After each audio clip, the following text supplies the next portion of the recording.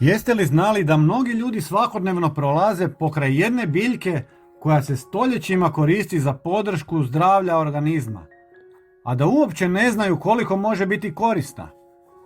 Najzanimljivije je to što se često smatra običnim korovom, dok je mnogi zapravo koriste u čajevima i domaćim pripravcima.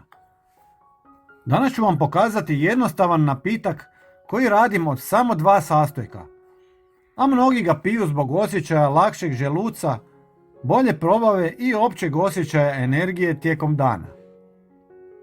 Prvi sastojak je maslačak. Posebno se cijeni jer sadrži prirodne spojeve i minerale koji mogu pomoći organizmu da lakše probavlja hranu i podržati normalan rad jetre. Mnogi ljudi upravo zato piju čaj od maslačka nakon težih obroka ili kad žele osvježiti organizam. U šalicu ću dodati 1 žlicu suhog maslačka i preliti ga vrućom vodom. Nakon toga dodajem nekoliko žlica svježeg limunovog soka. Limun daje osvježavajući okus, ali je poznat i po tome što sadrži vitamin C i antioksidanse koji mogu pomoći organizmu u svakodnevnom funkcioniranju.